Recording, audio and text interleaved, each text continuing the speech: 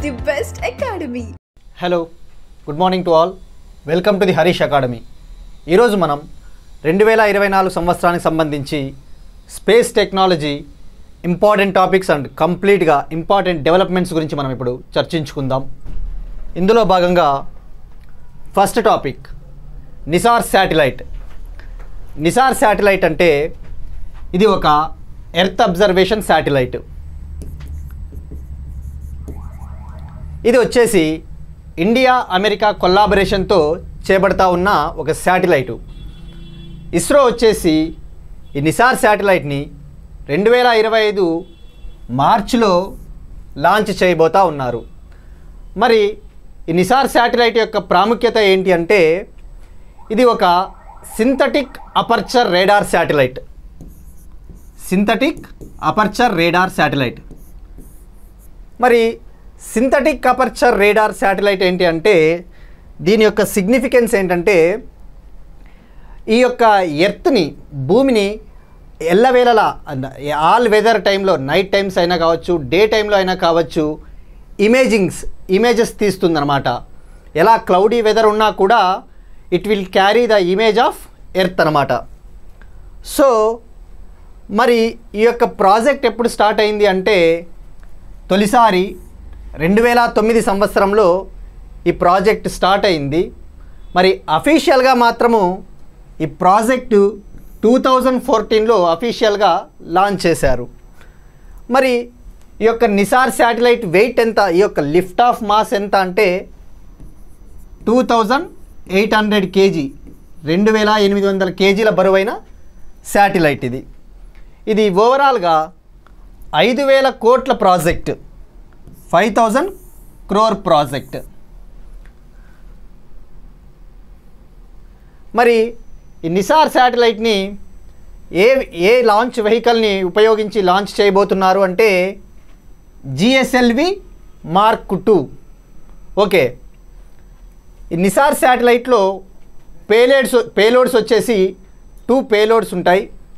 ఒకటి వచ్చేసి L band synthetic aperture radar payload, మరొకటి వచ్చేసి S band synthetic aperture radar payload.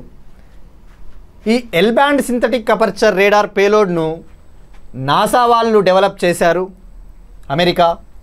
ఈ S band synthetic aperture radar పేలోడ్ను వచ్చేసి ఇస్రో వాళ్ళు మనకు డెవలప్ చేసి ప్రొవైడ్ చేయడం జరిగింది. మరి ఈ నిసార్ శాటిలైట్ను ఏ ఆర్బిట్లోకి ప్రవేశపెడతారు అంటే లో ఎర్త్ ఆర్బిట్. మరి మిషన్ లైఫ్ వచ్చేసి 3 years.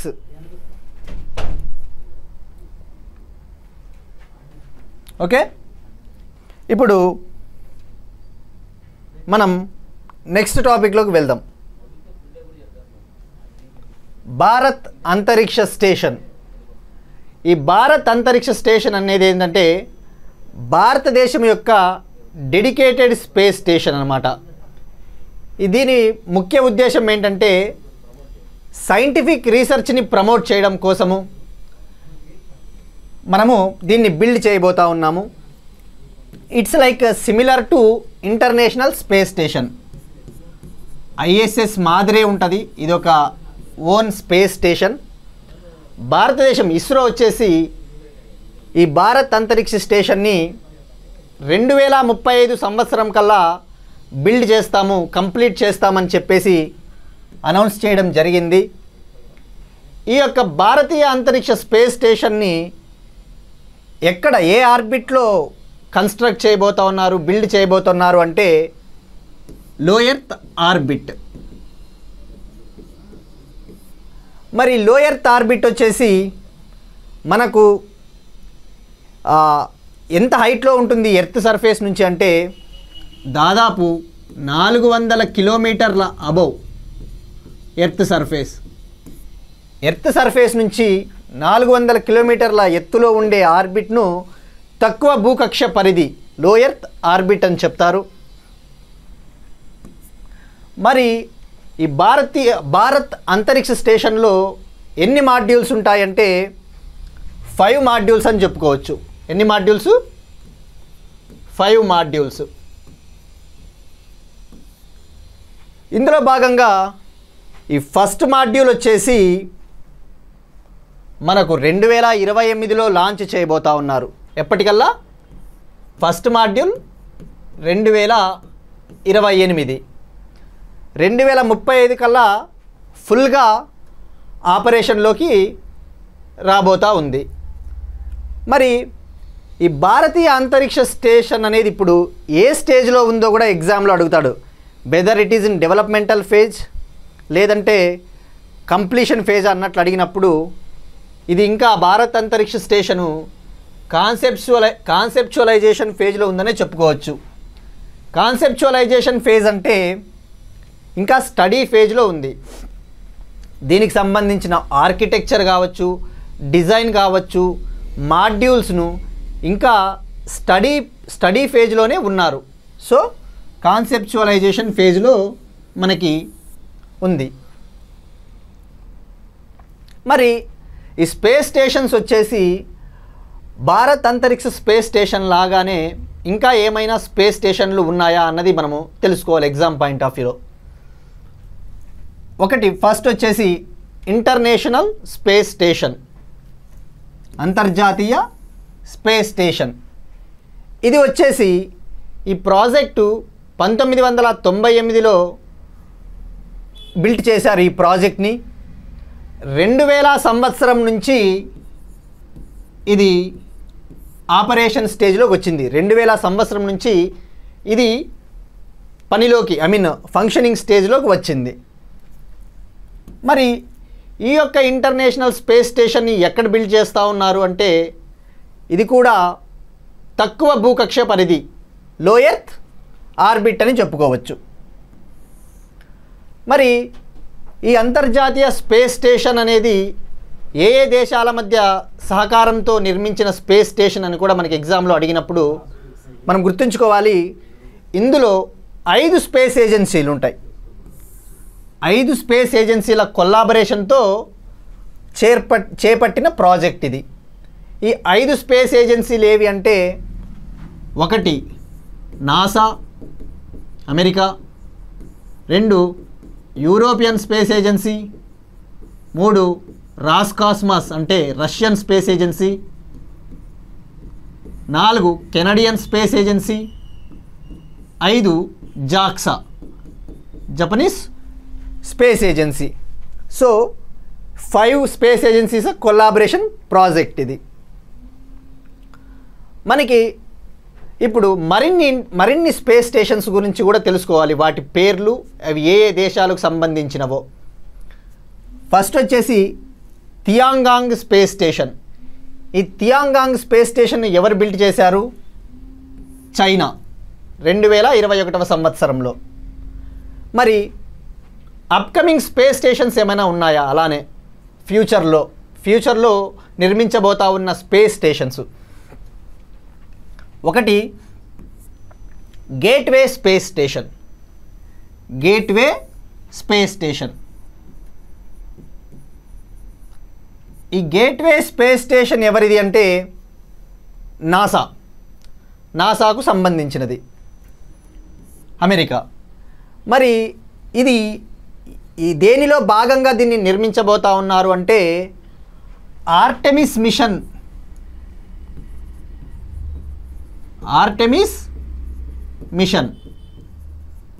మనకు ఆర్టెమిస్ మిషన్ అనేది చంద్రుణ్ణి పరిశోధించడానికి చేపడుతున్న ఒక ప్రాజెక్టు, అమెరికా వాళ్ళు చేపడుతున్న ఒక ప్రాజెక్టు. దీనిలో భాగంగా ఈ గేట్వే స్పేస్ స్టేషన్ని ఫ్యూచర్లో బిల్డ్ చేయబోతా ఉన్నారు అమెరికా వాళ్ళు. నెక్స్ట్ వచ్చేసి యాక్సియామ్ స్పేస్ స్టేషన్. ఏది?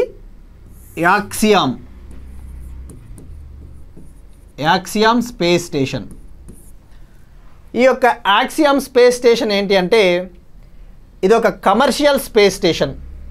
అంటే ఒక ప్రైవేట్ ఏజెన్సీ బిల్డ్ చేయబోతా ఉన్న స్పేస్ స్టేషన్.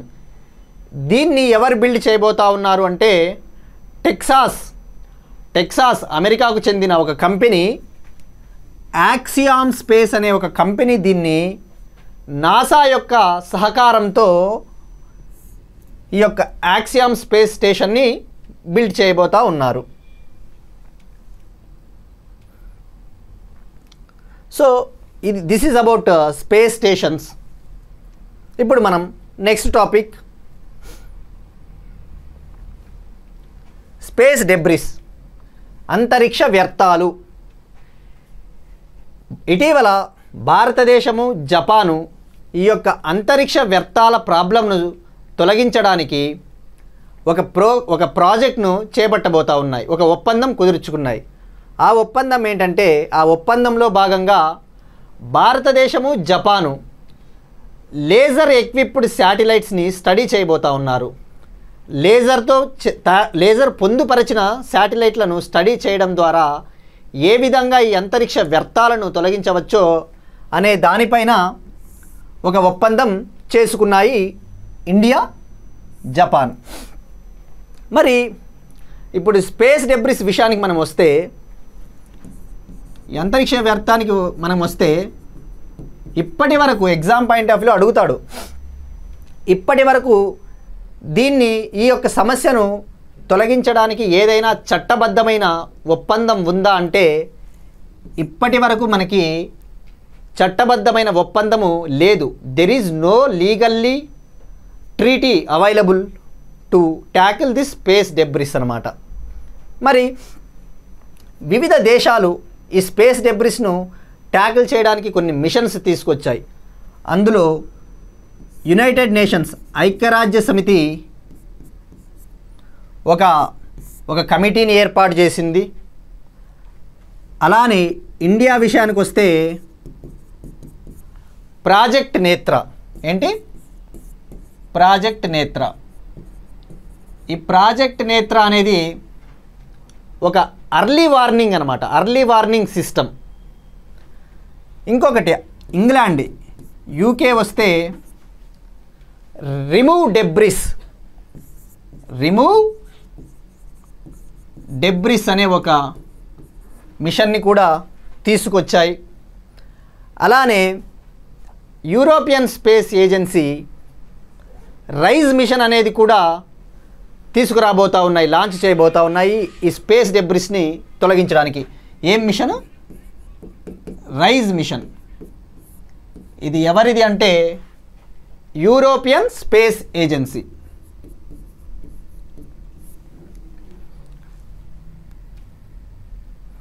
మరి ఈ యొక్క స్పేస్ డెబ్రిస్కి సంబంధించి ఇంకా ఏమన్నా చట్టాలు ఉన్నాయా అంటే, మనకు ఒకటి ఔటర్ స్పేస్ ట్రీటీ 1967 అనేది ఒకటి ఉందన్నమాట. ఏంటి? Outer space treaty 1967. ఇది డైరెక్ట్గా ఈ యొక్క అంతరిక్ష వ్యర్థాల గురించి మాట్లాడదు, కానీ ఇండైరెక్ట్గా స్పేస్ని, అంతరిక్షాన్ని శాంతియుతంగా వాడుకోవాలి, పీస్ఫుల్గా వాడుకోవాలి అని చెప్పేసి ఈ ఔటర్ స్పేస్ ట్రీటీ మనకు చెప్తుంది. అలానే ఆర్టెమిస్ మిషన్ మనము ఇందాక చెప్పుకున్నాం. ఈ ఆర్టెమిస్ ఒప్పందాలు అనేవి కూడా నాసాకు చెందినవి. ఇవి కూడా ఈ ఔటర్ స్పేస్ ట్రీటీ లక్ష్యాలకు అనుగుణంగా పనిచేసే మిషన్ అన్నమాట. సో మనకు ఎగ్జామ్లో అడగొచ్చు, which of the following are related to space debris tackling? కింది వాటిలో ఈ అంతరిక్ష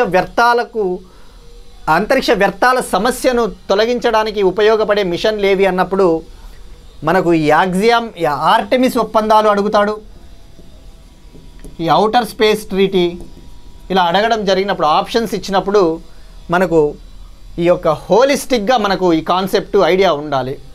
గుర్తుపెట్టుకోండి, ఇప్పటి వరకు స్పేస్ డెబ్రిస్ సమస్యను నిర్మూలించడానికి చట్టబద్ధమైన ఒప్పందము లేదు.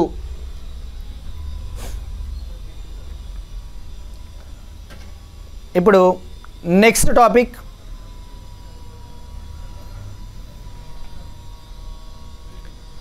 ఎక్స్రే పొలారిమీటర్ శాటిలైట్, ఎక్స్పోసాట్ అని కూడా అంటారన్నమాట. ఈ ఎక్స్రే పొలారిమీటర్ శాటిలైట్, ఈ ఎక్స్పోసాట్ అనేది దీని యొక్క ముఖ్యమైన ఉద్దేశం ఏంటంటే, బ్లాక్ హోల్సు, సూపర్నోవాసు లాంటి సెలెస్టియల్ బాడీస్ నుంచి వెలువడే ఎక్స్రే ఎమిషన్స్ని స్టడీ చేయడం అన్నమాట. To measure the X-ray emissions. మరి ఈ యొక్క ఎక్స్పోసాట్ని ఏ లాంచ్ వెహికల్ని యూస్ చేసి లాంచ్ చేశారు అని ఎగ్జామ్లో మనకు అడిగినప్పుడు మనం గుర్తుపెట్టుకోవాలి PSLV C58. ఓకే, మరి PSLV C58 ఎక్స్పోసాట్ అయినప్పుడు ఎగ్జామ్లో ఆప్షన్స్ ఇస్తాడు. Which of the following missions carried using PSLV C57 C59 అడిగినప్పుడు మనకు PSLV C58 ఒక్కటే కాదు, PSLV C58కి ముందు ఏం లాంచ్ చేశారు, PSLV C58 తర్వాత ఏం మిషన్ లాంచ్ చేశారో కూడా ముఖ్యమైనది. ఎందుకంటే మనకి ఎక్స్పోసాట్ అనేది ఇంపార్టెంట్ టాపిక్ కాబట్టి. ఇప్పుడు మరి PSLV C57 ద్వారా ఏం లాంచ్ చేశారు అంటే Aditya L1. Aditya L1. C58 వచ్చేసి ఎక్స్పోసాట్. మరి PSLV C59 ఏంటి? Proba 3 machine. ప్రోబా 3 మిషన్ని ఇటీవలే భారతదేశము లాంచ్ చేసింది. ఇది యూరోపియన్ స్పేస్ ఏజెన్సీకి సంబంధించిన మిషను. దీని యొక్క ముఖ్య ఉద్దేశం ఏంటంటే ఈ ప్రోబా 3 మిషను సూర్యుడి యొక్క కరోనా లేయర్ని స్టడీ చేయడము దీని యొక్క ముఖ్య ఉద్దేశం. మరి ఈ యొక్క ఎక్స్పో శాటిలైట్ని ఏ ఆర్బిట్లో లాంచ్ చేస్తారు, ఏ ఆర్బిట్లో ప్లేస్ చేస్తారంటే దీన్ని 650 కిలోమీటర్ల ఎత్తులో, భూమి నుంచి 650 కిలోమీటర్ల ఎత్తులో దీనిని లాంచ్ చేయడం జరుగుతుంది. దీన్నే మనము లో ఎర్త్ ఆర్బిట్ అని పిలుస్తాం. Okay, this is small information about XPoSat. మరి ఈ ఎక్స్పోసాట్ అనేది ఎగ్జామ్లో స్టేట్మెంట్స్లో అడుగుతాడు. ఇది ప్రపంచంలోనే ఎక్స్రే కిరణాలను, ఎక్స్రే ఎమిషన్స్ను స్టడీ చేయడానికి ఉపయోగించబడే తొలి మిషన్ అని అడిగితే మనము కన్ఫ్యూజ్ అవ్వకూడదు. గుర్తుపెట్టుకోండి, ఇది second mission in the world to study X-ray emissions. Second mission అన్నమాట. మరి ఫస్ట్ మిషన్ ఏది అంటే నాసా వాళ్ళది ఒక మిషన్ ఉంది. నాసా వాళ్ళది ఏంటంటే ఇమేజింగ్ ఎక్స్రే పొలారిమీటరీ ఎక్స్ప్లోరర్ అని ఒకటి ఉంది, IXPE. ఇది వచ్చేసి ఏంటి, ఇమేజింగ్ ఎక్స్రే పొలారిమెట్రీ ఎక్స్ప్లోరర్. ఇది నాసా వాళ్ళది. గుర్తుపెట్టుకోండి, ఇది ప్రపంచంలోనే ఎక్స్రే ఎమిషన్స్ని స్టడీ చేయబోయే తొలి ప్రాజెక్ట్ అన్నమాట. తర్వాత సెకండ్ది ఎక్స్పోసాట్. మరి ఈ యొక్క నాసా IXPE మిషన్ని ఎప్పుడు లాంచ్ చేశారో ఇయర్స్ కూడా మనకి ఇంపార్టెంట్, గుర్తుపెట్టుకోవాలి. ఇయర్ వచ్చేసి 2021లో దీన్ని లాంచ్ చేయడం జరిగింది, నాసా మిషన్ని. మరి ఇప్పుడు ఈ ఎక్స్పోసాట్ పేలోడ్స్ విషయానికి తెలుసుకోవాలి మనము. ఇందులో ఏమైనా పేలోడ్లు ఉన్నాయా అంటే 2 పేలోడ్లు ఉన్నాయి, 2 పేలోడ్స్. ఒకటి వచ్చేసి పొలిక్స్ అనే ఒక పేలోడు, పొలిక్స్. రెండవది ఎక్స్పెక్ట్ అనేది ఒకటి ఉంది, ఎక్స్పెక్ట్ అనే ఒక పేలోడు. మరి పొలిక్స్ అంటే ఏంటి abbreviation? Polarimeter instrument in X-rays. ఏంటి? Polarimeter instrument in X-rays. అదే ఎక్స్పెక్ట్ అంటే X-ray spectroscopy and timing. Okay,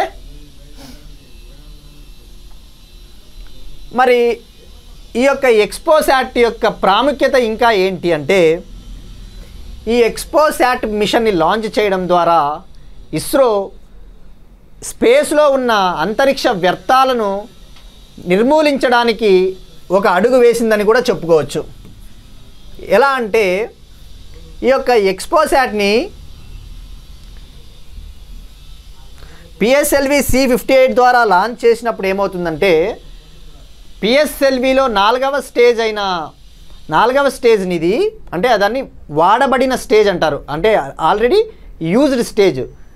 ఆ యొక్క యూజ్డ్ స్టేజ్ని మళ్ళీ రీయూజ్ చేస్తుంది అనమాట ఈ ఎక్స్పోసాట్. ఎలా? ఆ యొక్క 4th స్టేజ్ ఆఫ్ పిఎస్ఎల్వి రాకెట్ని ఒక ఆర్బిటాల్ ప్లాట్ఫామ్గా దాన్ని కన్వర్ట్ చేస్తుంది. స్మాల్ ఆర్బిటాల్ ప్లాట్ఫామ్గా కన్వర్ట్ చేసి దాన్ని వాతావరణంలోకి, అట్మాస్ఫియర్లోకి మళ్ళీ రీఎంట్రీ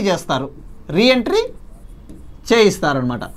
అలా రీఎంట్రీ చేయడం ద్వారా మనకి స్పేస్ డెబ్రిస్ సమస్య కొంతమేర తగ్గుతుంది. మరి ఈ యొక్క ఆ 4th స్టేజ్ని ఏ విధంగా కన్వర్ట్ చేస్తూ ఉంది అంటే పోయం 3 అంటే పిఎస్ఎల్వి ఆర్బిటాల్ ఎక్స్పెరిమెంటల్ మాడ్యూల్ 3. ఈ యొక్క పోయం 3నే మనకు స్పేస్ డెబ్రిస్ సమస్యను తొలగిస్తుంది. మరి ఇంకొద్దిగా డెప్త్గా పోవాలి, ఎగ్జామ్లో జస్ట్ మనం ఎక్స్పోసాట్ గురించి తెలుసుకోవడం కాదు, ఈ యొక్క పోయం 3 గురించి కూడా తెలుసుకోవాలి. మరి ఈ యొక్క పోయం 3ని ఎవరు డెవలప్ చేశారు అంటే విక్రమ్ సారాభాయ్ స్పేస్ సెంటర్ ఎక్కడుంది? తిరువనంతపురం. మరి ఈ యొక్క పిఎస్ఎల్వి ఆర్బిటాల్ ఎక్స్పెరిమెంటల్ మాడ్యూల్ 3ని తొలిసారి ఎక్స్పోసాట్లోనే వాడారా అంటే కాదు. ఇంతకుముందే ఆల్రెడీ పిఎస్ఎల్వి C-53 మిషన్లో ఈ యొక్క పోయం 3ని వాడడం జరిగింది. ఏ మిషన్లో? పిఎస్ఎల్వి C-53 మిషన్లో ఈ 4th స్టేజ్ ఆఫ్ పిఎస్ఎల్విని ఈ యొక్క ఆర్బిటాల్ మాడ్యూల్గా టర్న్ చేసి వాడడం జరిగింది.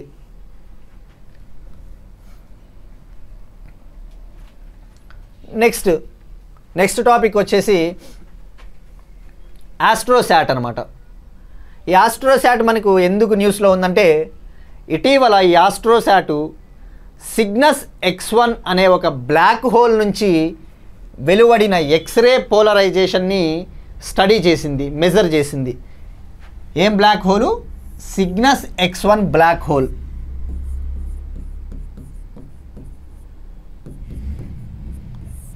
మరి ఈ ఆస్ట్రోసాట్ గురించి ఇప్పుడు మనము తెలుసుకోవాలి. ఈ ఆస్ట్రోసాట్ ఏంటంటే భారతదేశం యొక్క స్పేస్ అబ్జర్వేటరీ. మరి ఈ స్పేస్ అబ్జర్వేటరీని భారతదేశం ఎప్పుడు లాంచ్ చేసింది అంటే 2015లో. ఇయర్ గుర్తుపెట్టుకోండి, 2015. ఈ యొక్క ఆస్ట్రోసాట్ని లాంచ్ చేసిన వెహికల్ ఏది అంటే పిఎస్ఎల్వి C-30 ద్వారా ఈ ఆస్ట్రోసాట్ని తక్కువ భూకక్ష పరిధి లో ఎర్త్ ఆర్బిట్లోకి ప్లేస్ చేయడం జరిగింది. మరి ఈ యొక్క ఆస్ట్రోసాట్ యొక్క బరువు, లిఫ్ట్ ఆఫ్ మాస్ ఎంత అంటే 1515 కేజీలు. మాస్ ఎంత? 1515 కేజీలు. ఓకే.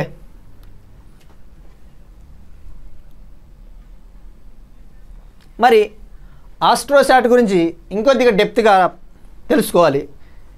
స్టేట్మెంట్స్ బేస్డ్ ఇచ్చినప్పుడు మల్టిపుల్ స్టేట్మెంట్స్ ఇచ్చినప్పుడు మనకు ఉపయోగపడుతుంది. ఇందులో ఎన్ని పేలోడ్లు ఉంటాయంటే 5 పేలోడ్లు ఉంటాయి. How many payloads? 5 పేలోడ్స్.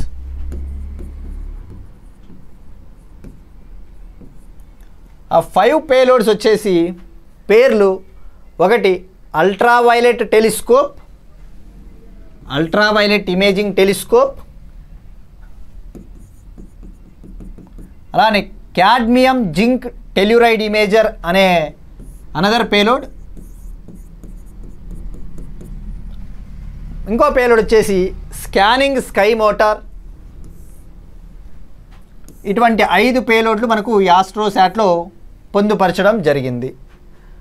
మరి యొక్క ఆస్ట్రోసాట్ యొక్క ఆబ్జెక్టివ్, ముఖ్య లక్ష్యం ఏంటంటే మనం చెప్పుకున్నట్టు అంతరిక్షం నుంచి వెలువడే ఎక్స్రే కిరణాలను స్టడీ చేయడం, అలానే ఈ యొక్క విశ్వాన్ని అల్ట్రావైలెట్ రీజియన్ పరిధిలో స్టడీ చేయడం, deep field survey of universe in ultraviolet region. గుర్తుపెట్టుకోండి, అల్ట్రావైలెట్ రీజియన్.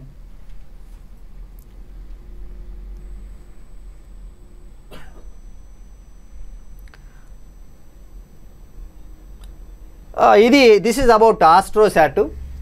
ఇప్పుడు మనం నెక్స్ట్ టాపిక్ వెళ్దాం. Square kilometre array observatory.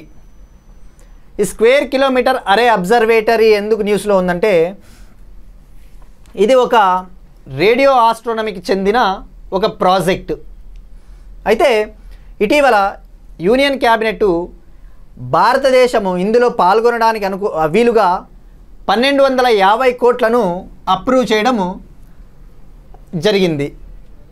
మరి స్క్వేర్ కిలోమీటర్ అరే అబ్జర్వేటరీ అనేది హెడ్ క్వార్టర్స్ ఎక్కడ అంటే యునైటెడ్ కింగ్డమ్, ఇంగ్లాండ్. దీని యొక్క ఆబ్జెక్టివ్స్, ఈ స్క్వేర్ కిలోమీటర్ అరే అబ్జర్వేటరీ యొక్క ముఖ్య లక్ష్యాలు ఏంటంటే, ఈ విశ్వం ఎలా ఆవిర్భవించిందో తెలుసుకోవడం, about the birth of universe, అలానే గ్రావిటేషనల్ వేవ్స్ను కనుగొనడం,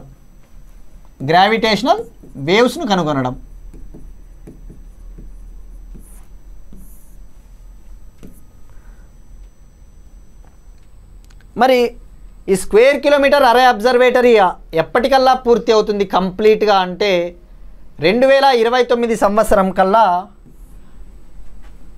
కంప్లీట్గా ఆపరేషన్ స్టేజ్లోకి రాబోతూ ఉంది ఈ ఎస్కేఏఓ.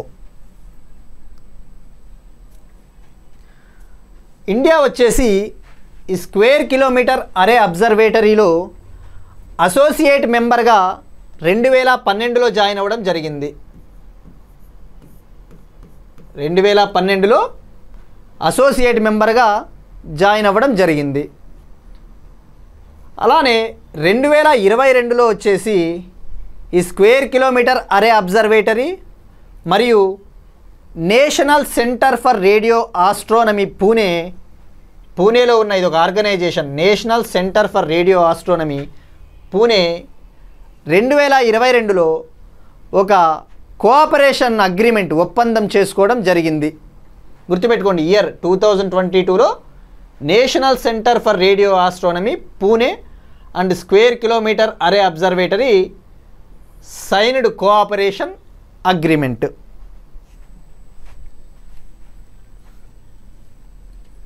మరి ఈ యొక్క స్క్వేర్ కిలోమీటర్ అరే అబ్జర్వేటరీ యొక్క సిగ్నిఫికెన్స్, ప్రాముఖ్యత ఏంటంటే, ఇది ప్రపంచంలోనే అతిపెద్ద radio telescope, world's largest radio telescope అన్నమాట. భారతదేశం తరపున ఈ యొక్క ప్రాజెక్ట్లో కీలక పాత్ర పోషిస్తూ ఉన్న అబ్జర్వేటరీ ఏంది అంటే giant metre wave radio telescope. ఈ giant metre wave radio telescope అనేది ఈ ఎస్కేఏఓలో కీలక పాత్ర పోషిస్తూ ఉంది. మనకి ఈ giant metre wave radio telescope ఎక్కడ ఉంది అంటే పూణే.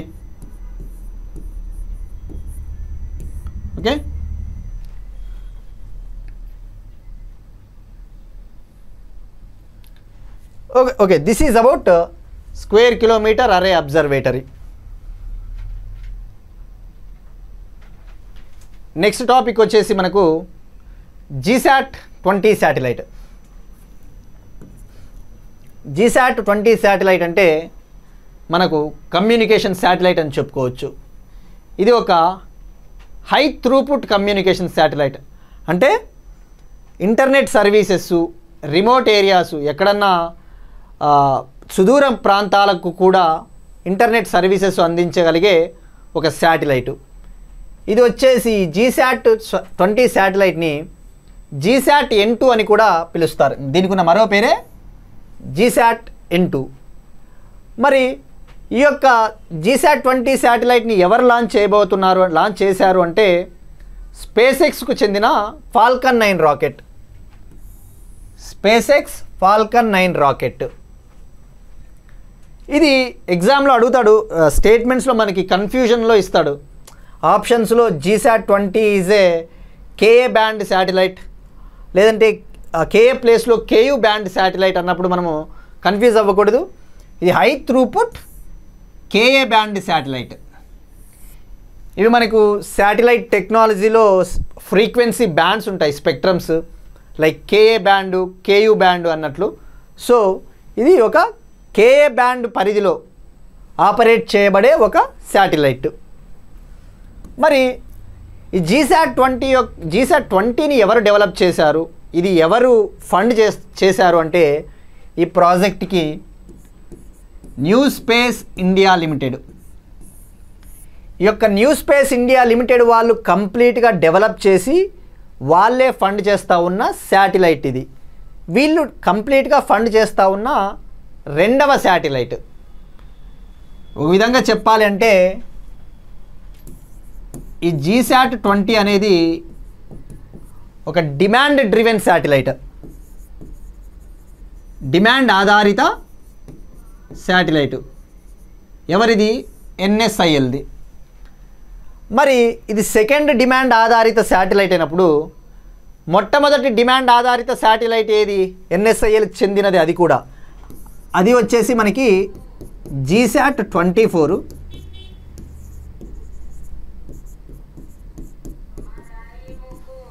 ఇప్పుడు మనం GSAT-24 గురించి మనము నెక్స్ట్ తెలుసుకుందాం.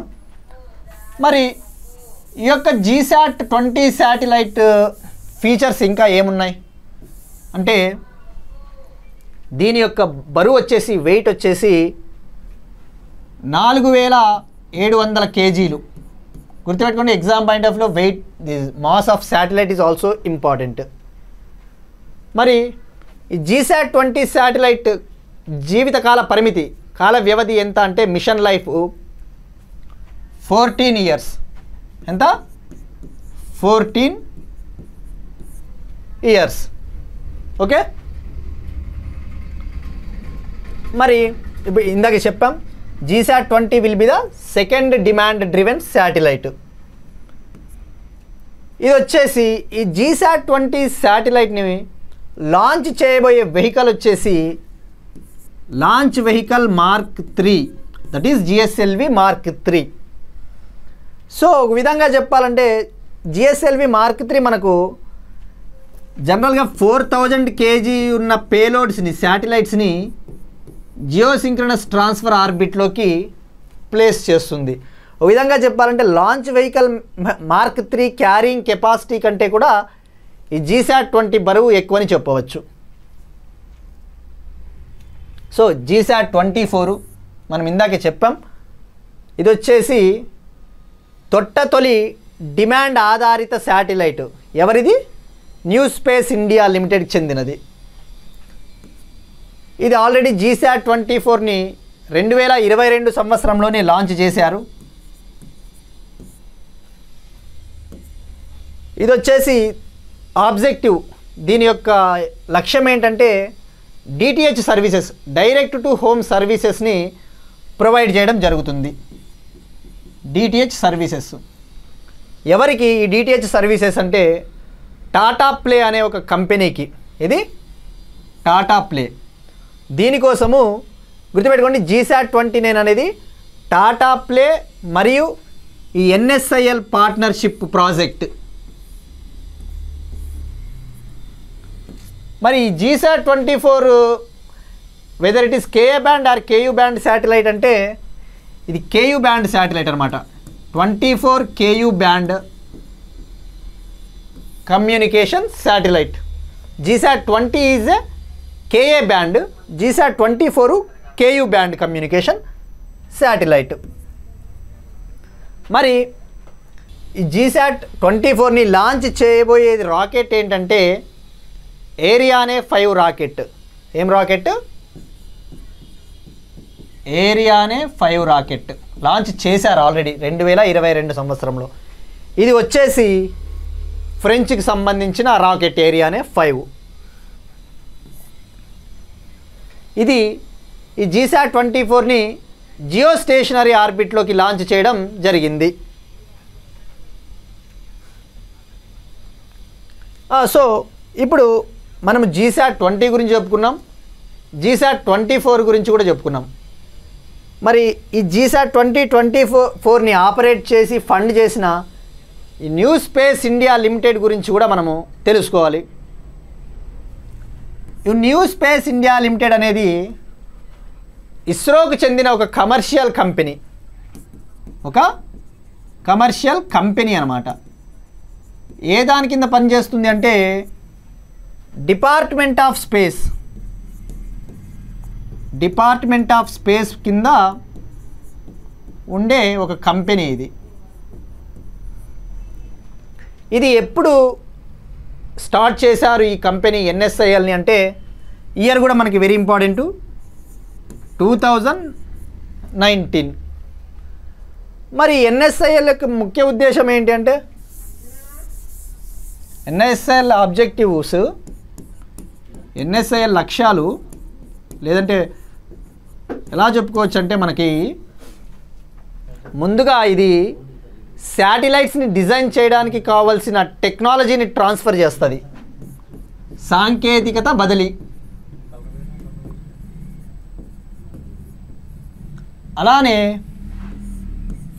ఫండింగ్ కూడా చేస్తుంది, శాటిలైట్లను లాంచ్ చేయడానికి కావాల్సిన ఆర్థిక వనరులను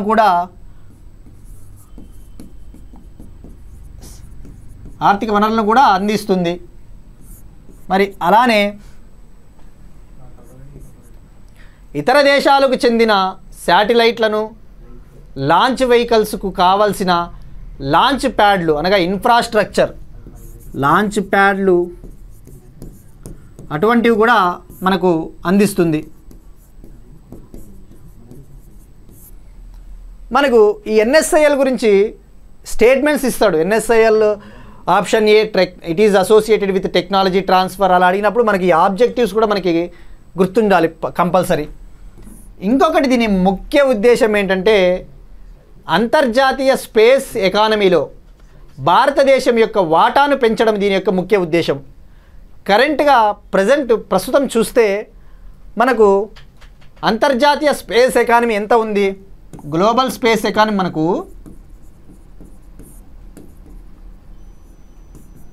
కరెంట్గా చెప్పాలంటే 546 బిలియన్ ఉంది, 546 బిలియన్స్. ఈ యొక్క 546 బిలియన్ల వాటాలో భారతదేశం వాటా కేవలం 2% మాత్రమే. అంటే గ్లోబల్ స్పేస్ ఎకానమీలో మనము చాలా తక్కువగా ఉన్నది. సో దీని వాటాను మనము 10%కు పెంచాలి. ఇండియా శాతాన్ని గ్లోబల్ స్పేస్ ఎకానమీలో 10%కు పెంచడమే ఈ యొక్క NSIL ముఖ్య ఉద్దేశం. సో ఇవి బేసికల్గా మనకి ఈ NSIL ఆబ్జెక్టివ్స్. మనకి NSIL గురించి ఒక స్టేట్మెంట్ బేస్డ్ క్వశ్చన్ ఇచ్చినా మనము we can easily answer the question. Next వచ్చేసి మనకు యువ విజ్ఞాన్ కార్యక్రమం, యువిక అంటారు. ఇస్రోకి చెందినది. ఇస్రో లాంచ్ చేసిన ఒక ప్రోగ్రామ్.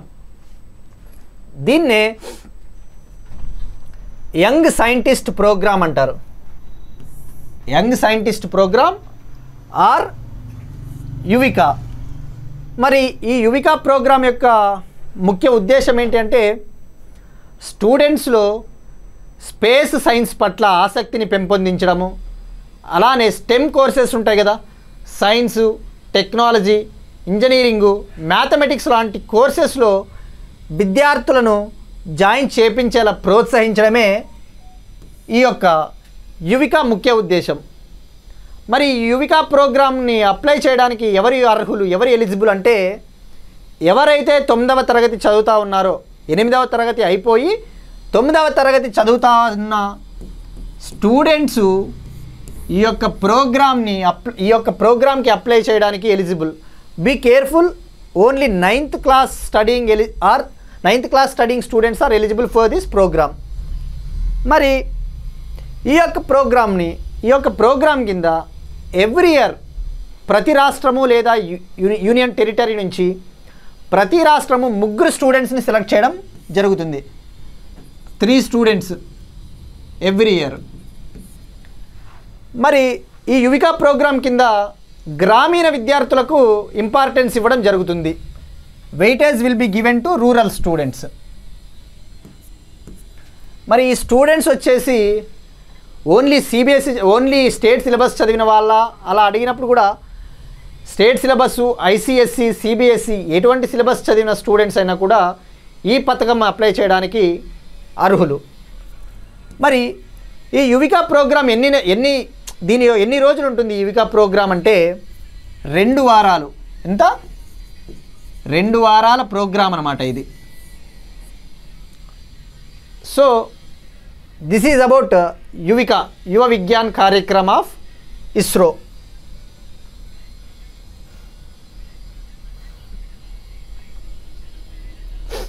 Next topic Cartosat 2.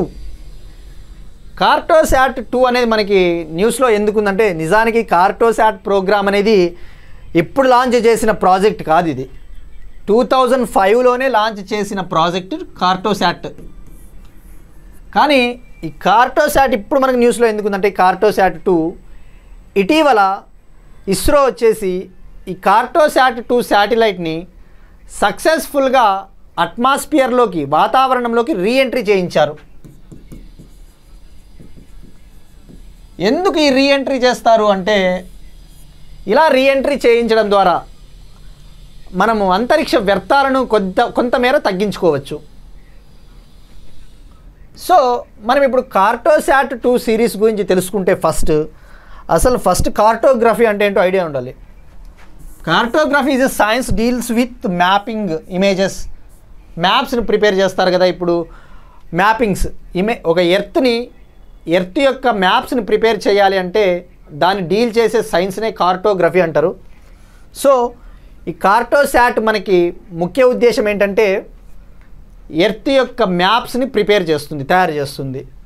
మరి ఈ ప్రాజెక్ట్ తొలిసారి ఎప్పుడు లాంచ్ చేశారు అంటే 2005లో.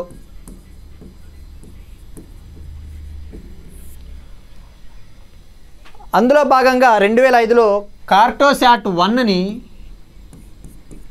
పిఎస్ఎల్వి C6 ద్వారా లాంచ్ చేశారు.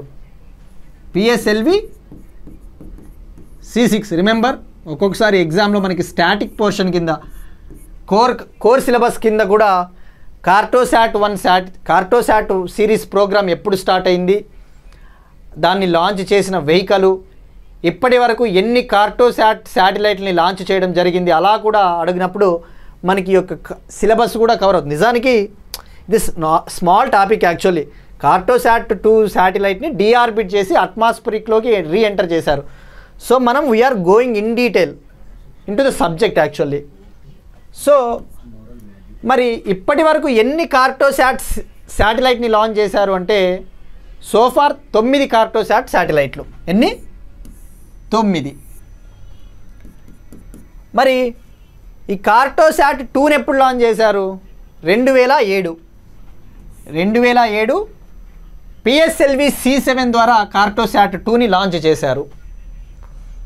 లాస్ట్ కార్టోశాట్ శాటిలైట్ను ఎప్పుడు లాంచ్ చేశారు అంటే 2019 పిఎస్ఎల్వి C47 ద్వారా లాంచ్ చేయడం జరిగింది. ఓకే, 2019లో పిఎస్ఎల్వి C47 ద్వారా లాంచ్ చేశారు. ఇది latest Cartosat satellite.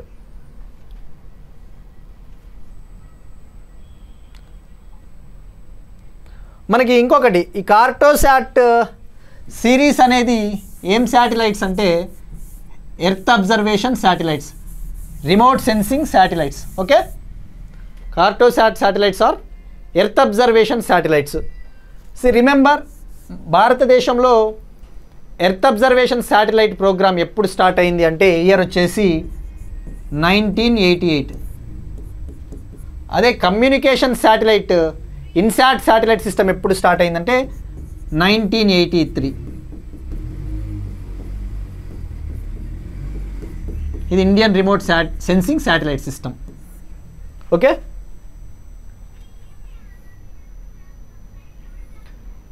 Next topic వచ్చేసి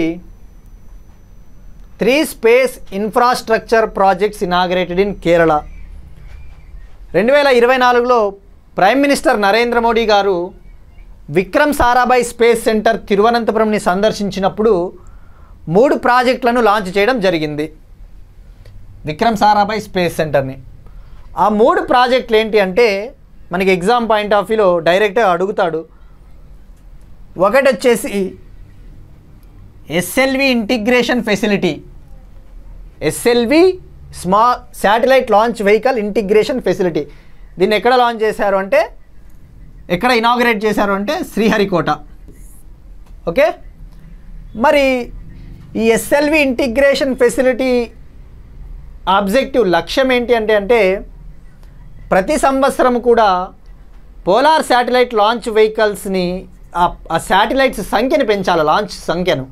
ఇప్పుడు ప్రస్తుతానికి సంవత్సరానికి 6 వరకు లాంచెస్ జరుగుతూ ఉంటే దాన్ని సంవత్సరానికి 15 వరకు పెంచేలా చేయడమే ఈ SLV ఇంటిగ్రేషన్ ఫెసిలిటీ యొక్క ముఖ్య ఉద్దేశం. ఎక్కడ ఇనాగ్రేట్ చేశారు?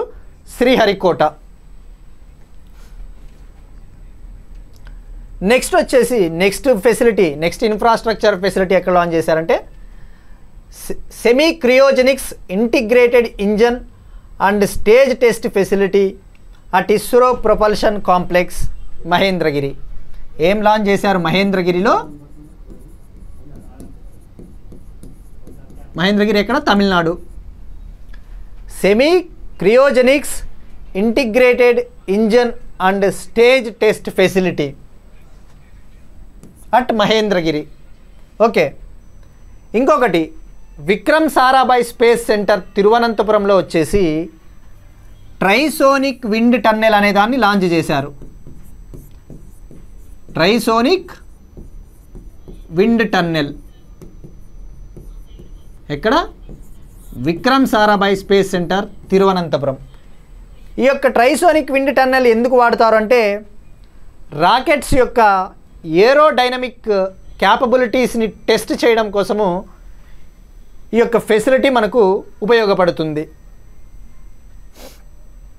సో ఇది మనకు 3 ఫెసిలిటీలు ప్రైమ్ మినిస్టర్ మోడీ గారు ఇనాగ్రేట్ చేయడం జరిగింది కేరళ విక్రమ్ సారాభాయ్ స్పేస్ సెంటర్ను సందర్శించినప్పుడు. మరి మనకు ఇలాంటి సెంటర్సే ఎగ్జామ్ పాయింట్ ఆఫ్ వ్యూలో మరికొన్ని సెంటర్స్ న్యూస్లో ఉంటాయి. అడుగుతాడు మ్యాచ్ ద ఫాలోయింగ్ అన్నప్పుడు మనకు ఇస్రో సెంటర్ల గురించి కూడా ఒక అవగాహన ఉండాలి. సో ఇది ఒక brief information about ISRO centres. మనకి ఇస్రో ప్రొపల్షన్ కాంప్లెక్స్ ఎక్కడ ఉంది? మహేంద్రగిరి. అదే స్పేస్ అప్లికేషన్స్ సెంటర్ ఎక్కడ అంటే Ahmedabad. Vikram Sarabhai space centre Thiruvananthapuram. ISRO inertial systems unit ఎక్కడ ఉంది అంటే తిరువనంతపురం. తిరువనంతపురంలో ఇంకా కొన్ని ఉన్నాయి సెంటర్స్. ఇంకొకటి ఏంటంటే liquid propulsions systems centre. Liquid propulsion system centre ఎక్కడ ఉంది? తిరువనంతపురం. తిరువనంతపురంలో Indian institute of space science and technology కూడా ఉంది మనకు. Indian institute of space science and technology Thiruvananthapuram. అలానే భోపాల్ మధ్యప్రదేశ్లో మాస్టర్ కంట్రోల్ ఫెసిలిటీ అనే ఒక సెంటర్ కూడా భోపాల్లో ఉంది. ఇంకా నెక్స్ట్ వచ్చేసి Indian deep space network Byalalu. Indian deep space network Byalalu. Indian space science data centre also Byalalu. Human space flight centre ఎక్కడ ఉంది అంటే Bengaluru. New Space India Limited headquarters ఎక్కడ ఉంది అంటే బెంగళూరు. నెక్స్ట్ వచ్చేసి ఇస్ట్రాక్ అంటే ISRO telemetry tracking and command area network. అది కూడా మనకు బెంగళూరులో ఉంది. యాంత్రిక్స్ కార్పొరేషన్ హెడ్ క్వార్టర్స్ కూడా బెంగళూరులో ఉంది. నెక్స్ట్ వచ్చేసి U R Rao satellite centre, Udupi Ramachandrarao satellite centre, ఇది కూడా మనకు బెంగళూరులో ఉంది. ఇంకా ఫర్దర్గా ఇస్రో సెంటర్స్ వచ్చేసి తిరుపతిలో వచ్చేసి నేషనల్ అట్మాస్ఫరిక్ రీసెర్చ్ లేబొరేటరీ ఉంది. డెహ్రాడూన్లో వచ్చేసి Indian institute of remote sensing ఉంది. షిల్లాంగ్ మేఘాలయలో north eastern space application centre ఉంది. హైదరాబాద్లో వచ్చేసి national remote sensing centre Hyderabad. So this is brief information about space ISRO centres.